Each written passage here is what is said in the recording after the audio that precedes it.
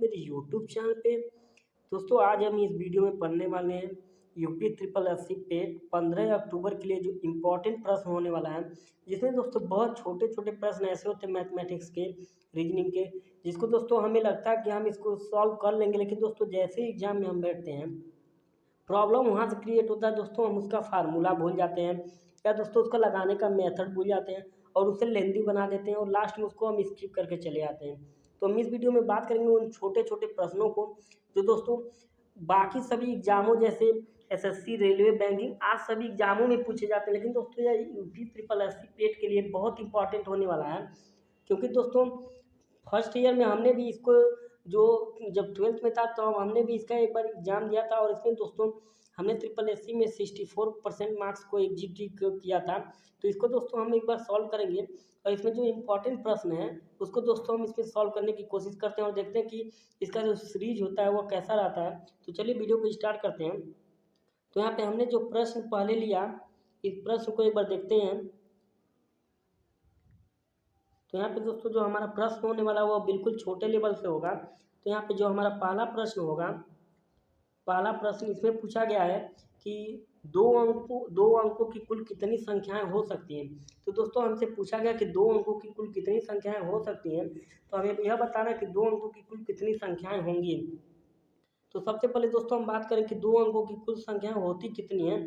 तो यहाँ पे अगर हम बात करें 1 से लेकर अगर 9 तक हम चले, तो यहाँ पे दोस्तों 1 से लेकर 9 तक हमें टोटल एक अंक की संख्या मिलेगी, एक अंक की हमें यहाँ संख्या मिलेगी। जैसे ही दोस्तों हम 10 से जाएंगे और दोस्तों हम 99 तक जाते हैं, 99 तक जाते हैं तो हमें यहाँ पे दो अंकों की संख्या प्राप्त हो जाती है। तो दोस्तों 10 से 99 तक अगर हमें दो अंकों की संख्या प्राप्त होती है तो हम क्या करें, 9 अंक तो इधर हो रहा है और एक अंक दोस्तों हमें 100 में दोस्तों हमें 3 अंकों की संख्या मिले, तो इसको अगर हमें एक घटा दी, इसको एक मान लें और यहाँ पे दोस्तों 9 + 1 यानी कि 10 जो होगा, 100 में से अगर 10 घटा दे तो 90 जो होगी हमारी, 90 जो होगी वो हमारी दो अंकों की संख्या हो जाएगी। तो इसका जो ऑप्शन नंबर सी होगा वो बिल्कुल सही होगा। तो आई होप आपको यह समझ में आया होगा। नेक्स्ट प्रश्न की बात करें दोस्तों, तो यहाँ पे हमारा जो अगला प्रश्न होगा, अगले प्रश्न में दोस्तों हमने थोड़ा टाइप को इंक्रीज किया है। तो यहाँ पे जो हमारा अगला प्रश्न है इसमें पूछा गया कि सबसे छोटी अभाज्य संख्या सम अभाज्य संख्या कौन है। तो दोस्तों हम आपको बता दें कि सबसे जो छोटी सम अभाज्य संख्या होती है वो होती है आपकी 2। तो इसमें जो आपका ऑप्शन नंबर सी होगा यह बिल्कुल सही होगा। दोस्तों यहाँ पे अभाज्य संख्या होती है, अभाज्य संख्या क्या होती है, अभाज्य संख्या हुआ जैसे 3 है तो 3 के दोस्तों दो फैक्टर हो सकते हैं, 3 3 से कर सकती है या 3 स्वयं से कर सकती है।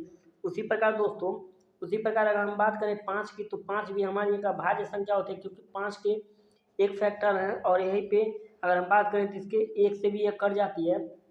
लेकिन दोस्तों आपके मन में एक सवाल हो गया, क्या 9 जो है हमारी वह क्या एक अभाज्य संख्या। तो 9 दोस्तों यह है हमारी ऑड संख्या, ऑड है। लेकिन दोस्तों यह कभी अभाज्य संख्या नहीं हो सकती, क्योंकि इसका एक फैक्टर 3 होगा, एक फैक्टर स्वयं 9 होगा और जो तीसरा फैक्टर होगा वह 1 होगा। लेकिन दोस्तों किसी भी अभाज्य संख्या को होने के लिए मिनिमम 2 फैक्टर्स का होना आवश्यक होता है, क्योंकि 2 फैक्टर के बाद अभाज्य संख्याएं नहीं बन सकती। यहाँ पे जैसे दोस्तों यहाँ पे 3 फैक्टर्स बन गए इसके, तो यह अभाज्य संख्या नहीं होगी। लेकिन दोस्तों वहीं पे अगर बात करें 2 की, तो 2 की 2 फैक्टर होते हैं, एक स्वयं होता है और एक होता है, तो इसके 2 फैक्टर होते हैं।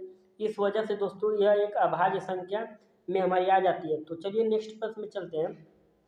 अगले प्रश्न में दोस्तों अगर बात करें तो अगला प्रश्न जो हमारा होने वाला है यहाँ पे, इसमें पूछा गया है कि दोस्तों इसमें जो होगी, इसमें जो होगा दोस्तों, इसमें पूछा गया कि यह जो हमारे सामने आंकड़ा दिया गया 20, 25, 30, 25, 32, 15, 35, 20, 52, 20, यह दोस्तों इसमें हमें बताना है कि इसका जो आंकड़े का बहुलक होगा, बहुलक कितना होगा। तो दोस्तों हम आपको बता दें बहुलक जो हमारा क्या होता है, बहुलक जो होता है दोस्तों, बहुलक बहुत इंपॉर्टेंट है बहुलक। तो आप इसे एक बार जरूर रिवीजन कीजिएगा बहुलक। और यहाँ पे दोस्तों माध्य, माध्यिका, माध्यिका, माध्यमान, यह दोस्तों बहुत इंपॉर्टेंट प्रश्न होते हैं और इसमें से बहुत छोटे छोटे प्रश्न पूछे जाते हैं। लेकिन दोस्तों इसमें प्रॉब्लम यह होती है कि इसको हम स्किप कर देते हैं क्योंकि हमें पता नहीं होता।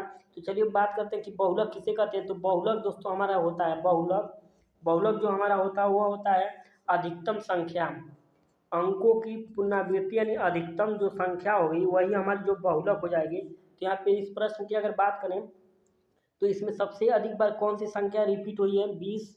20 एक बार हुआ, 2 बार हुआ, 3 बार हुआ, 4 बार हुआ, 5 बार हुआ, 6 बार, यानी 20 की सबसे अधिक रिपीटेशन है। तो यहाँ पे जो हमारा इसका बहुलक हो जाएगा वो ऑप्शन नंबर 1 20 हो जाएगा आपका बिल्कुल सही जवाब। तो यार दोस्तों अगर इसी बात करें मध्यमान क्या होता है और माध्यिका क्या होती है। तो माध्यिका और माध्य दोस्तों हमारे एवरेज के चैप्टर्स हैं, यानी एवरेज जैसे निकलता है सभी आंकड़ों को जोड़कर जितने भी नंबर होते हैं आंकड़े के, उन नंबर से अगर हम भाग दे देते हैं तो हमारा एवरेज निकल जाता है, वही दोस्तों हमारा माध्य होता है, वही हमारी माध्यिका हो जाती है।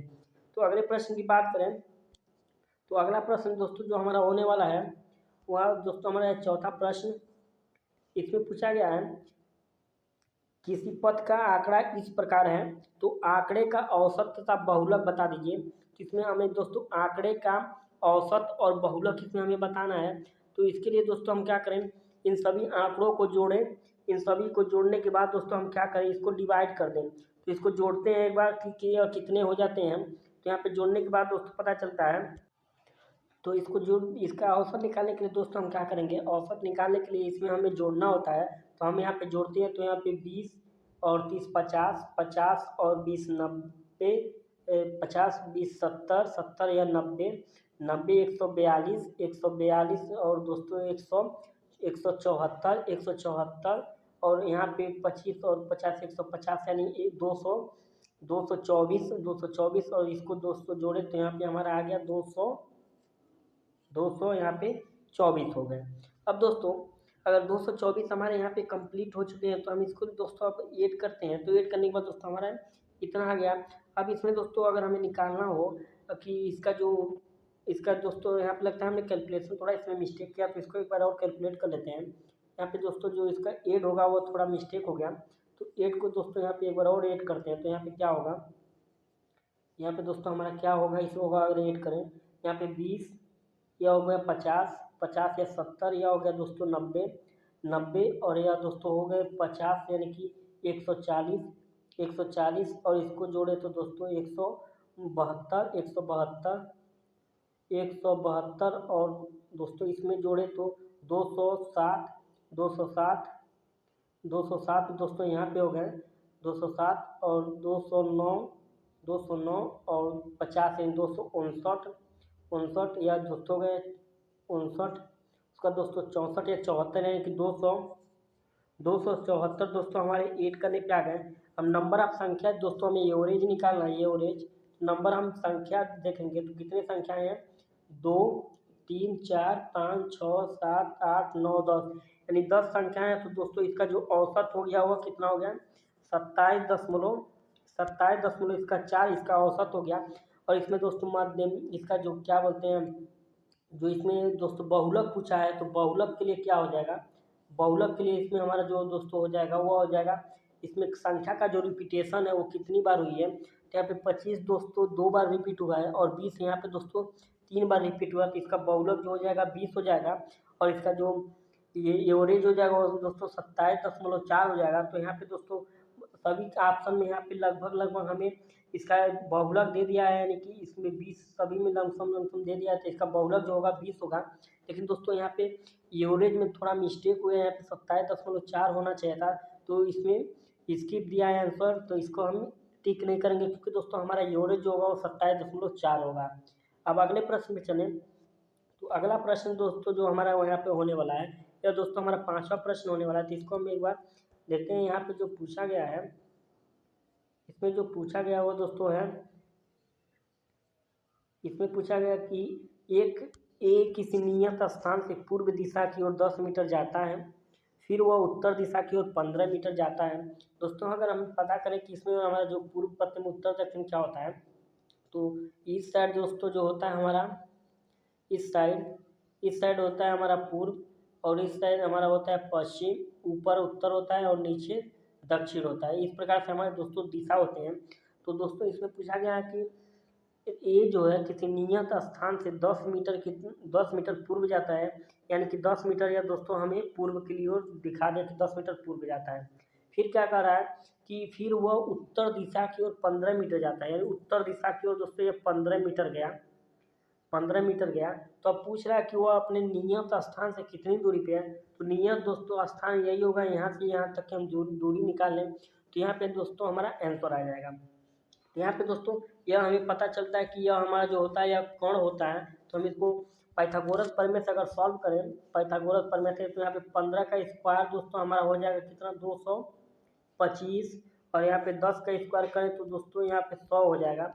यानी कि दोस्तों इसको हल करने के बाद पता चला कि यहाँ पे हो जाता है रूट में 325, और 325 का अगर दोस्तों अगर हम रूट निकालें 325 का, तो 325 को हम कैसे तोड़ सकते हैं, यानी कि पहले तोड़ेंगे हम 5 से, 5 छक्का 30, 5 सत्ते 5 छक्का 30, 5 पचे 25, यानी कि 5 रूट 13 जो होगा इसमें, यहाँ पे दोस्तों आपका आंसर हो जाएगा। तो 5 रूट 13 एक बार आंसर चेक कर लेते हैं। इसमें ऑप्शन नंबर जो बी होगा वो बिल्कुल सही हो जाएगा, 5 रूट 13। अगले प्रश्न पे चलते हैं। यहाँ पे हमारा जो अगला प्रश्न होगा, अगला प्रश्न दोस्तों यहाँ पे हमारा 5 नंबर यह प्रश्न है। इसमें पूछा कि दो संख्या किसी तीसरी संख्या से, इसमें पूछा दोस्तों दो संख्या जिसमें पहली संख्या 50 है, दो संख्याएं दी गई है जिसमें पहली संख्या दोस्तों 50 दिया है, दूसरी संख्या पहली संख्या से दोगुने से 5 ज़्यादा है। यानी जो दूसरी हमारी जो संख्या है, दूसरी यह दोस्तों क्या है, पहली संख्या से दोगुने से, यानी 50 का दोगुना पहली संख्या के दोगुने से 5 जो है यह ज़्यादा है, यानी कि दूसरी संख्या हमारी कितनी हो गई, 105 हो गई। यहाँ पे दूसरी संख्या जो हमारी हो गई 105 हो गई। अब हमसे पूछा कि तो बताइए, और यहाँ पे हमारी पहली संख्या क्या है, पहली संख्या दोस्तों यहाँ पे हमारा है कितना, 50 है। अब हमें बताना है कि इसमें जो इसका होगा औसत वो कितना हो जाएगा। तो यहाँ पे जो इसका औसत हो जाएगा वो हमें निकालना है। तो इसको हम एक बार कैलकुलेट करते हैं और देखते हैं कि इसका जो औसत होगा वह कितना हो जाएगा। तो यहाँ पे अगर इसका औसत निकालें तो यहाँ पे इसका औसत कितना होगा, यहाँ पे पहली संख्या दूसरी संख्या हमें मिल गई 105, और पहली संख्या हमें मिल गई कितना, 50। अगर हम अब इसमें कैलकुलेट करें और पता करें कि दूसरी संख्या जो है पहली संख्या से कितना परसेंट ज़्यादा है, तो दूसरी संख्या दोस्तों कितना ज़्यादा है वास्तव में, यहाँ पे अगर देखें इन दोनों का अंतर, तो यहाँ पे हमें पता चल रहा है कि दूसरी संख्या जो है पहली संख्या से कितना ज़्यादा है, 55 ज़्यादा है, 55 ज़्यादा है। तो यहाँ पे 55 हम ऊपर लिखेंगे, और किससे ज़्यादा है दोस्तों, तो पहली संख्या से ज़्यादा है, तो पहली संख्या हम नीचे लिखेंगे, और प्रतिशत मिलाना तो हम 100 से इसमें गुणा कर देंगे, और साथ में दोस्तों हम इसका प्रतिशत चिन्ह भी लगाएंगे, 25 गुना 50 हो गया। और दोस्तों यहाँ पे अगर इसकी बात करें तो यहाँ पे गुणा हो गया, तो 110% यहाँ पे जो होगा आपका करेक्ट ऑप्शन हो जाएगा। तो इसमें हम एक बार ऑप्शन चेक करते हैं कि इसका जो करेक्ट ऑप्शन है वो क्या सही है। तो यहाँ पे जो हमारा ऑप्शन था, यहाँ पे हमारा ऑप्शन था दोस्तों 110%, यहाँ बिल्कुल सही हो जाएगा। तो आई होप आपको ये भी समझ में आया होगा। अगले प्रश्न पे चलते, तो अगला प्रश्न जो हमारा होने वाला है, अगला प्रश्न दोस्तों इसमें हमारा होने वाला है 7 नंबर। तो इसमें देखते हैं, इसमें पूछा गया कि ए अकेले किसी कार्य को 9 दिनों में कर सकता है, बी उसी कार्य को ए अकेले किसी कार्य को 9 दिनों में कर सकता है, बी उसी कार्य को 6 दिनों में अकेला कर सकता है। अगर दोनों एक साथ मिलकर कार्य करें तो पूरा काम कितने दिनों में पूरा हो जाएगा। दोस्तों मैं इसका 2 मेथड आपको बताऊंगा, इजी से इजी। तो एक बार दोस्तों एलसीएम मेथड होता है, और दूसरा दोस्तों हम फार्मूला बेस पे करेंगे। तो दोस्तों दो आदमी अगर मिलकर किसी काम को करें तो फार्मूला जो हमारा होता है वो क्या होता है, वह होता है AB अपान A+B। अगर इसमें दोस्तों अगर हम मान रखें तो ए कितने दिनों में कर रहा है, 9 दिनों में। तो यहाँ पे 9 गुना B 6 दिनों में। उसका दोस्तों अकेले अकेले कर रहा है, तो इन दोनों का नीचे जो होगा योगफल होगा, यानी कि 9 प्लस 6 यानी कि 15 हो जाएगा। अब दोस्तों यहाँ से काटे तो 3 पचे 15, 3 त्रिका 9, और 3 दूना 6 यहाँ पे हो जाएगा। अब इससे दोस्तों काटे तो 9 एक 9.8, यानी कि अब 2 से गुणा कर दे तो 18 दूना 36, यानी 3.6 जो होगा इसका आंसर हो जाएगा। इसी प्रकार दोस्तों अगर हम सेकेंड मेथड का यूज करें तो ए जो है हमारा किसी काम को ए जो है वो कितने दिनों में कर रहा है, वह कर रहा है दोस्तों 9 दिनों में। और बी कितने दिनों में कर रहा है, बी कर रहा है हमारा 6 दिनों में। तो अगर हम यहाँ पे बात करें कि इन दोनों का काम का जो योग व टोटल काम कितने होंगे, टोटल काम तो इन दोनों का अगर हम एलसीएम ले लें, 9 और 6 का एलसीएम ले लें तो हमें 18 टोटल काम मिल जाते हैं। अब हम बात करें कि इन कामों को ए भी करता है और बी भी करता है। अगर दोस्तों एक इस 18 काम को 9 दिनों में कर लेता है तो एक दिन में 2 काम करता होगा, और बी इसी काम 18 काम को 6 दिनों में करता है। तो यहाँ पे बी जो है एक दिन में कितना काम करता होगा, बी जो है हमारा एक दिन में 3 काम करता होगा। अगर हम इन दोनों लोगों को एक साथ कराएं तो एक दिन में 5 काम कंप्लीट होंगे, एक दिन में 5 काम कंप्लीट होंगे और टोटल काम हमारे कितने 18। तो अगर हम दोनों को मिलाकर कराएं तो एक दिन में 5 काम कर लेंगे। तो 5 से हम डिवाइड कर देते हैं, 5 3 15 और 3 बच गया, 5 छक्का 30 यानी कि 3.6 दिनों में। या दोस्तों यहाँ पे भी कंप्लीट हो रहा था और 3.6 दिनों में दोस्तों यहाँ पे भी काम को ये कंप्लीट कर लेते थे। अब इसमें हम ऑप्शन की बात करें तो इसमें जो ऑप्शन नंबर होगा, ऑप्शन नंबर बी जो होगा आपका बिल्कुल सही होगा। 3.5 दिन लगभग के अनुपात में होगा, क्योंकि दोस्तों यहाँ पे भी 3.6 है, यहाँ पे 3.5 हमारा सिमिलर आंसर है। तो हम इसको 3.5 पे ही क्लिक करेंगे। अगले प्रश्न की बात करें तो हमारा अगला जो प्रश्न है इसमें पूछा गया है कि एक रेलगाड़ी जिसकी लंबाई 450 मीटर है, एक रेलगाड़ी जिसकी लंबाई 450 मीटर है प्लेटफार्म पर खड़े एक आदमी को 5 सेकंड में पार कर लेती है, तो रेलगाड़ी की चाल बताइए। अब दोस्तों रेलगाड़ी जो है, मान लीजिए यहाँ पे दोस्तों ये हमारा प्लेटफार्म है, इस पे दोस्तों यह रेलगाड़ी है और यहाँ पे कोई एक आदमी है जो खड़ा है। अगर इसको दोस्तों अगर रेलगाड़ी पार कर लेती है, अगर मान लीजिए रेलगाड़ी का मुंह फिलहाल अभी इस यहाँ पे है, अगर दोस्तों यहाँ पे पार कर जाएंगे तो मुंह रेलगाड़ी का जो होगा यहाँ पे हो जाएगा मुंह, और जो इसका पीछे का यह सिरा है वो पीछे का सिरा दोस्तों इस आदमी के जस्ट सामने हो जाएगा। तो हम कह देंगे कि रेलगाड़ी जो है आदमी को पार कर गई है। अब दोस्तों रेलगाड़ी जब आदमी को पार कर लेगी तो कितनी दूरी तय करेगी, यानी यहाँ से लेके यहाँ तक, तो ये तो रेलगाड़ी की दूरी हो गई।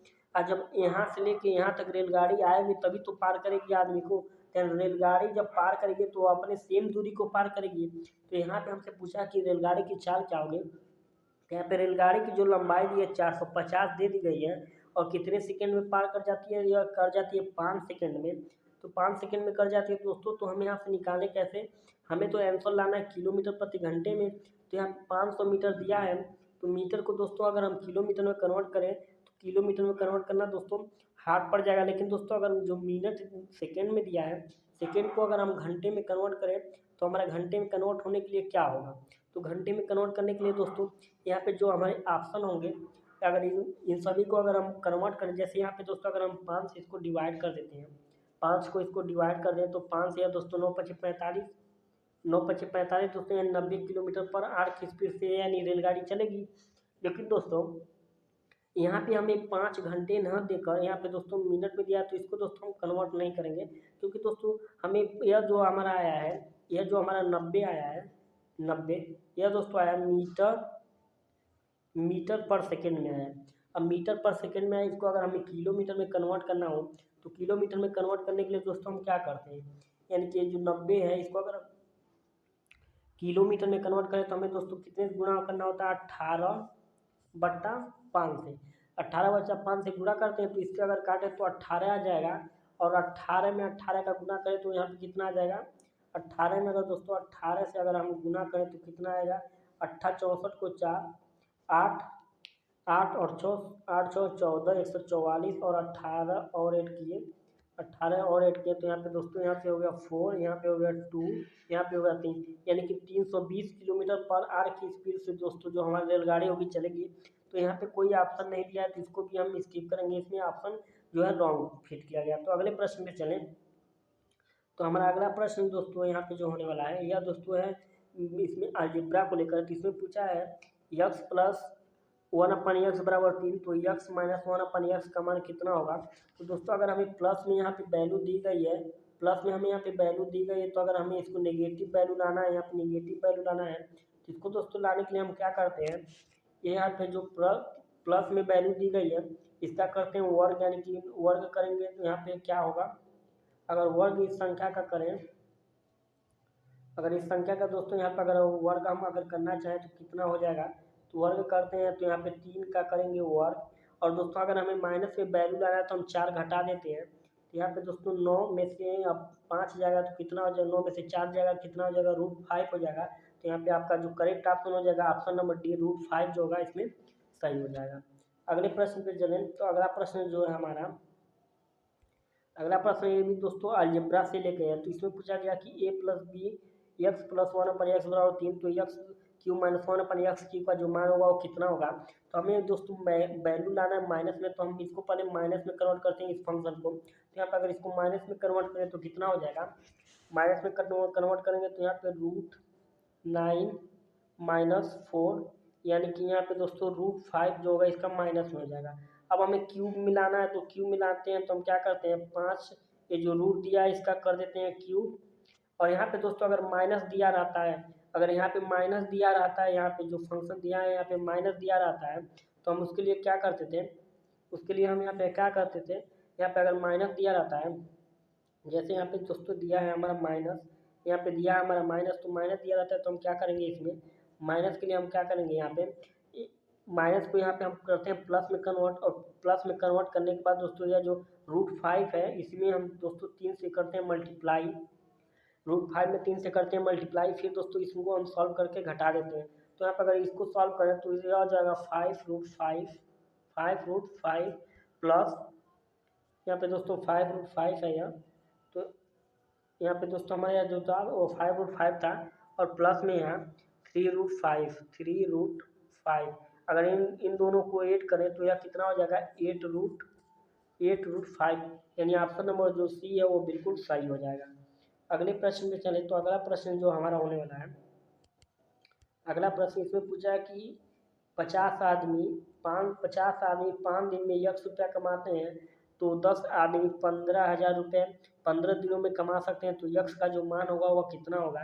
क्या हमने आपको बताया था कि जब भी आदमी कितनों भी हो और कमाए, अगर उन लोगों की कमाई हो, तो यहाँ पे मान लीजिए 50 आदमी हैं, 5 दिन काम करते हैं और ₹1 कमाते हैं, वहीं पे यह जो 10 आदमी हैं 15 दिन तक काम करते हैं और यहाँ पे कितना कमा रहे हैं, 15,000 रुपये कमा रहे हैं। तो हम दोस्तों इस इक्वेशन से इसको सॉल्व कर सकते हैं। तो 15 से अगर इसको काटें और तो यहाँ पे 1,000 हो जाएगा, और एक जीरो से और काट दे तो यहाँ पे हमें 100 प्राप्त होगा। अगर यक्स का तिर्यक गुणा कर दे तो यक्स बराबर हमारा कितना आ जाएगा, यहाँ पे 250, तो यहाँ पे हो गया 250, यहाँ पे होगा और 2 जीरो और ऐड कर लिए, यानी कि 25,000 रुपये जो यहाँ पे हो जाएगा, इनकम हो जाएगा इनका, जो 50 आदमी 5 दिनों तक काम करेंगे। तो अगले प्रश्न की बात करें, तो अगला प्रश्न जो हमारा होगा इसमें, अगला प्रश्न जो होगा इसमें यह है दोस्तों फैक्टोरियल्स को लेकर। तो फैक्टोरियल्स में अंतिम से जीरो की हमें संख्या बतानी है। तो अंतिम से जीरो की संख्या दोस्तों बताने के लिए हम क्या करेंगे, अगर हम दोस्तों अंतिम से जीरो की संख्या कब बता सकते हैं, कब कब अगर हम जीरो की संख्या बताना हो फैक्टोरियल में तो हम कब कब बताएंगे, अगर दोस्तों दो की मुलाकात अगर 5 से हो जाती है तो यहाँ पे अंतिम से जीरो की संख्या हमें प्राप्त हो जाती है। लेकिन दोस्तों फैक्टोरियल 20 में बात करें तो 2 बहुत बार आ जाएंगे और 5 इसमें बहुत कम आएंगे। तो हमें अगर इसमें 5 की संख्या निकालें तो वही जो संख्या होगी वो जो संख्या होगी 5 की, वही जो संख्या होगी हमारे दोस्तों जीरो की संख्या हो जाएगी। तो यहाँ पर अगर फैक्टोरियल 20 का जो मान निकालें कि इसमें 5 कितनी बार आया होगा, तो 5 से लाने के लिए दोस्तों हम इसको 5 से करेंगे डिवाइड, तो यहाँ पे 4 टाइम्स आ गया, यानी 20 में जो हमारे 5 की संख्या होगी वो 4 होगी। इसी प्रकार अगर 40 में हम 5 की संख्या निकालें तो 5 से करेंगे डिवाइड, तो यहाँ पे 8 बार आ गया। अब दोस्तों 8 को लाएंगे पकड़ के और इसको 5 से भाग देंगे तो यहाँ पे 3 आ गया, और इन दोनों को जोड़ लेंगे तो 8 3 11 बार यहाँ पे हो गया। और 50 में अगर बात करें तो 50 में भी दोस्तों हम 5 से करेंगे भाग, तो यहाँ पे 5 से करना 5 दूना 10, और 10 को फिर दोस्तों अगर हम 5 से भाग करें तो यहाँ पे 2 मिला, और 2 को और यह 10, यानी कि 10 2 12, और यहाँ पे दोस्तों कितना था हमारा 12 और 11, यहाँ पे 15 यह और 15, और यहाँ पे जो 12 था हमारा यह 27 जो हो गए। अंतिम से जो जीरो की संख्या हो जाएगी वो जीरो की संख्या कितनी हो जाएगी, वो हो जाएगी दोस्तों यहाँ पे 27, जीरो की संख्या जो हो जाएगी हमारे अंतिम से वो हो जाएगी 27। तो आई होप आपको ये समझ में आया होगा। अगले प्रश्न में चले, तो अगला प्रश्न जो हमारा था यहाँ पे इसमें जो हमारा अगला प्रश्न है, इसमें दोस्तों फैक्टोरियल्स ले लेकर इसमें पूछा है 150 फैक्टोरियल में अंतिम से जीरो की संख्या कितनी होगी। तो अंतिम से जीरो की संख्या अगर बताना है दोस्तों तो हम क्या करेंगे, नंबर ऑफ 5 निकालेंगे, यानी कि नंबर ऑफ 5 कितना हो जाएगा, नंबर ऑफ 5 कितना हो जाएगा, यहाँ पे 150 को लाएंगे और 150 को करेंगे 5 से भाग, तो यहाँ पे कितने आ जाएगा, 30 आ जाएगा। 30 को पकड़ के लाएंगे, फिर इसको 5 से करेंगे तो यहाँ पे 6 आ जाएगा। फिर 6 को पकड़ के लाएंगे, 5 से भाग करेंगे तो यहाँ पे 1 आ जाएगा। 30 बार यहाँ, 6 बार यहाँ, 36 और 1 बार यहाँ, यानी अंतिम से जो जीरो की संख्या हो जाएगी दोस्तों वो हो जाएगी कितनी बार, 37 बार।